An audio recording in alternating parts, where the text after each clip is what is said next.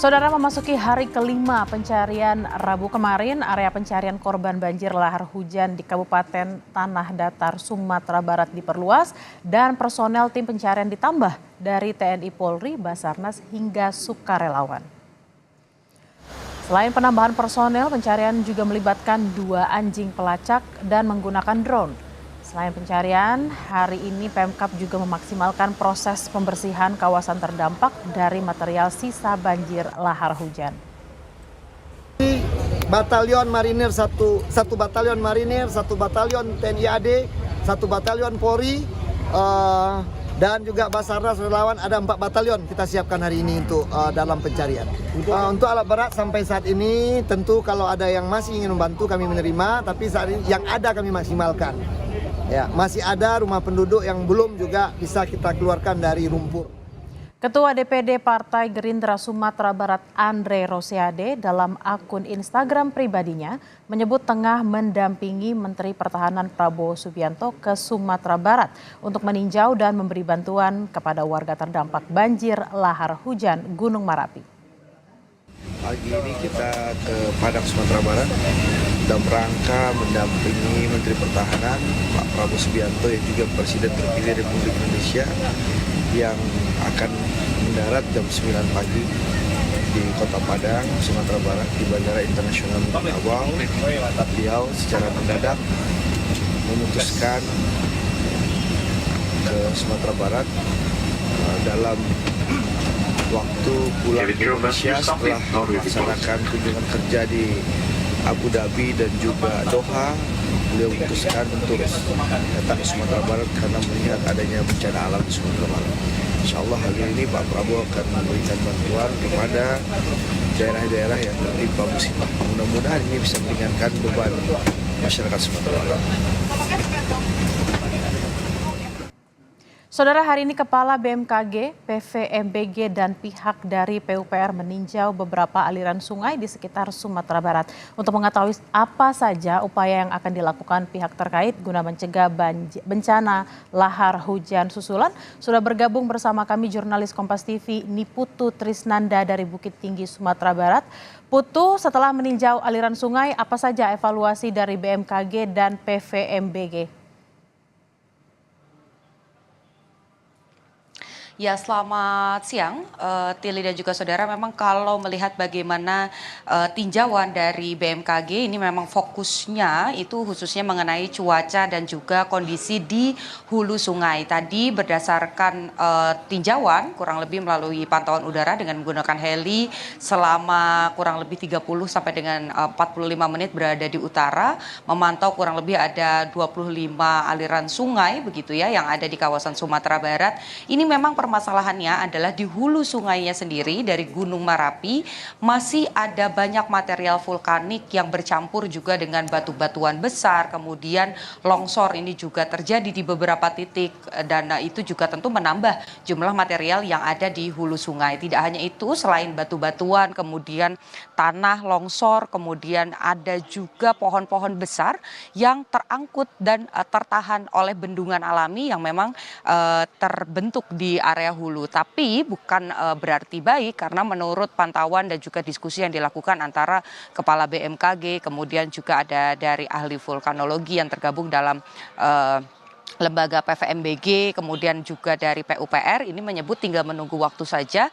Jika jumlah ataupun debit air ini tidak diatur, kemudian juga tidak dipecah begitu, nanti akan bisa menyebabkan muatan-muatan tersebut turun dengan kecepatan tinggi mengarah ke area-area di sekitar Gunung Marapi. Sehingga yang tadi disimpulkan oleh Kepala BMKG sebetulnya selain early warning system dari sisi cuaca terkait dengan jumlah curah hujan, kemudian juga bagaimana situasi awan dan kecepatan angin yang terjadi di langit begitu ya yang dipantau melalui satelit, ini juga diperlukan early warning system di sungai. Jadi ada beberapa sensor begitu secara sederhana saya jelaskan Tili dan juga saudara yang dipasang di hulu sungai dan juga di beberapa muara-muara atau aliran sungai sehingga nanti ketika ada debit air yang besar ataupun juga membawa material-material yang besar ini bisa kemudian dibaca oleh sensor tersebut dan memberikan informasi kepada pihak-pihak yang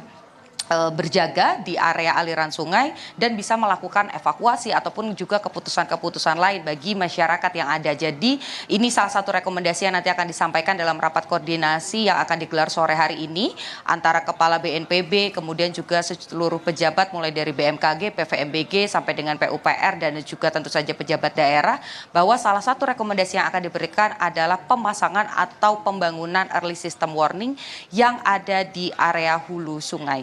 Tili. Putu, terkait curah hujan yang masih tinggi di Sumatera Barat, apa langkah yang akan dilakukan BMKG untuk mengantisipasi banjir lahar hujan susulan? Tentu modifikasi cuaca ini dilakukan, bagaimana kemudian tadi juga sudah disepakati modifikasi cuaca dilakukan dari tanggal 15 Mei sampai dengan tanggal 19 Mei 2024. Tetapi kalau memang dibutuhkan untuk kemudian membantu bagaimana proses pencarian ataupun juga renovasi, maka modifikasi cuaca ini masih bisa dilakukan. Berikut pernyataan lengkap dari Kepala BMKG Dwi Korita Karnawati. Sumatera Barat ini adalah wilayah yang hampir sepanjang tahun hujan. Musim kemarau pun akan hujan. Jadi tidak mempunyai musim kemarau yang kering gitu ya. Artinya selama di atas masih ada tumpukan sedimen, pohon-pohon yang tumbang, ya, tumpukan tanah dan hujan mengguyur di atas. Meskipun di bawah tidak ada hujan terang benderang seperti ini, tapi kalau atasnya hujan, seketika ini kecepatannya sangat tinggi. Bisa bagian bawah terkubur begitu. Jadi kalau TMC sendiri Bu, modifikasi cuaca ini hanya akan dilakukan selama masa tanggap darurat atau masih akan terus dilakukan sampai proses misalnya pembentukan bendungan itu selesai dikerjakan oleh PUPR. Nah, untuk sementara kami ini dengan BNPB, dikoordinasikan dengan BNPB, kami yang melakukan itu sampai tanggal 19. Namun tentunya ada evaluasi. Kalau potensi bahaya mengintai dari atas masih cukup tinggi, kita akan berupaya, terutama kami akan merekomendasikan untuk dilanjutkan. Ya, jadi kalau melihat bagaimana kemarin contohnya saja dari pihak BMKG ini melakukan 2 kali sorti atau 2 kali penerbangan dengan menebar masing-masing tiap sortinya minimal ini membawa 1 ton garam yang kemudian disebar, dan ini cukup efektif.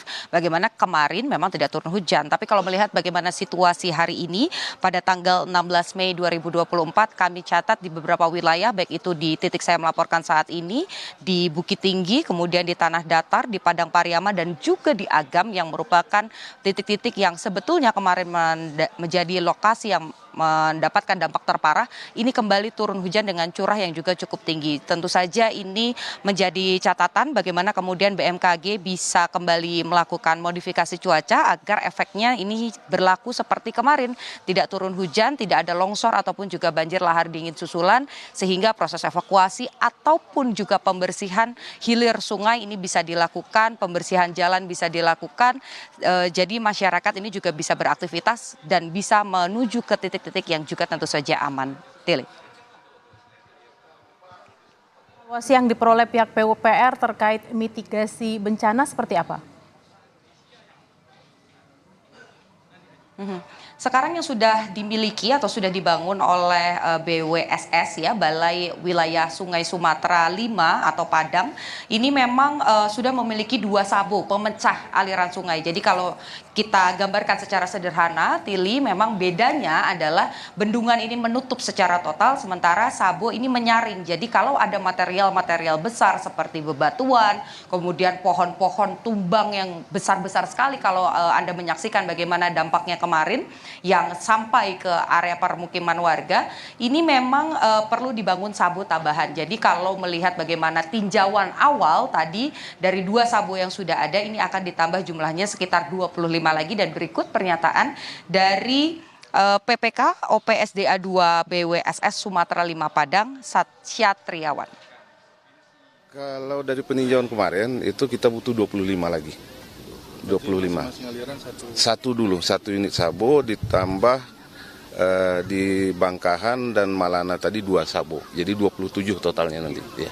Masing-masing sabu itu akan kapasitasnya berapa Pak? Kan kalau yang udah ada nih kurang dari 30.000 kubik. Ya, ini akan dikaji lagi nanti di desain ini karena ya kelihatan dengan yang kita bangun ini kan cuma 30.000 ya, dibilang tidak bermanfaat ya sangat bermanfaat sebetulnya. Tapi untuk ke depan mungkin akan tampungan akan lebih besar, ditingkatkan, kapasitasnya akan kita tingkatkan.